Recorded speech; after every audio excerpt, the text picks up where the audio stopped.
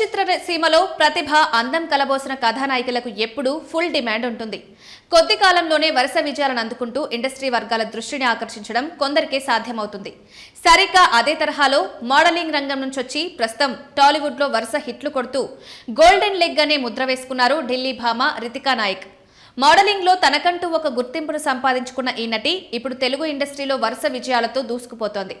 ఢిల్లీలోని ఓ ఒడియా కుటుంబంలో జన్మించిన రితికా నాయక్ ఢిల్లీ విశ్వవిద్యాలయ పరిధిలోని Shyamaprasad Mukherjee college for women నుంచి గ్రాడ్యుయేషన్ పూర్తి చేశారు. చిన్నతనం నుంచే కళారంగంపై ఉన్న ఆసక్తితో 2019లో మోడలింగ్ రంగంలోకి ప్రవేశించారు. అదే ఏడాది ఢిల్లీ టైమ్స్ ఫ్రెష్ ఫేస్ కిరీటాన్ని దక్కించుకోవడమే కాకుండా మిస్ దివా 2020 పోటీల్లో ఫైనలిస్ట్ గా నిలిచి అందరి దృష్టిని ఆకర్షించారు. మోడలింగ్ రంగంలో ఆమె కనబరిచిన ప్రతిభనే చివరికి వెండితెర అవకాశాల తలుపు తెరిచేలా చేసింది.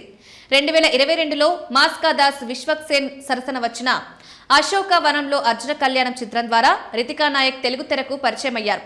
అందులో పసుపులేటి వసుధ అనే పక్కింటమ్మాయి పాత్రలో ఆమె చూపించిన సహజమైన అభినయం ప్రేక్షకులను కట్టిపడేసింది. ఈ చిత్రంలో నటనకు గాను ప్రతిష్టాత్మక సైమా ఉత్తమ తొలి నటి పురస్కారానికి నామినేట్ అయ్యారు. తర్వాత సహజ నటుడు నాని నటించిన హాయ్ నానా చిత్రంలో అతిథి పాత్రలు మెరిశారు. తర్వాత వచ్చిన సూపర్ హిట్ చిత్రం మిరాయిలో విభా పాత్రతో మెప్పించిన ఈ చిన్నది తాజాగా వరుణ్ తేజ్ సరసన కొరియన్ కనకరాజులో చైత్ర పాత్రలో కనిపించి ప్రేక్షకులను అలరించారు. శుక్రవారం థియేటర్లోకి వచ్చిన కొరియన్ కనకరాజు చిత్రం బాక్సాఫీస్ వద్ద పాజిటివ్ టాక్ తో దూసుకుపోతుండటంతో హీరోయిన్ గా రితికా ఖాతాలో వరుసగా 3వ విజయం నమోదైంది. ఈ విధంగా బ్యాక్ టు బ్యాక్ విజయాలతో టాలీవుడ్ లో తన తొలి హ్యాట్రిక్ ను పూర్తి చేసుకున్న రితికా నాయక్ ను ఇండస్ట్రీ వర్గాలు ఇప్పుడు గోల్డెన్ లెగ్ గా కొనియాడుతున్నాయి.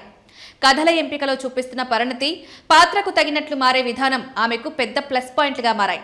ఈ రేంజ్ సక్సెస్ రేట్ తో రాబోయే రోజుల్లో టాలీవుడ్ స్టార్ హీరోల సరసన బంపర్ ఆఫర్లు పట్టేసి టాప్ హీరోయిన్ల జాబితాలో చేరడం ఖాయమని ఫిలిం నగర్ విశ్లేషకులు అంచనా వేస్తున్నారు.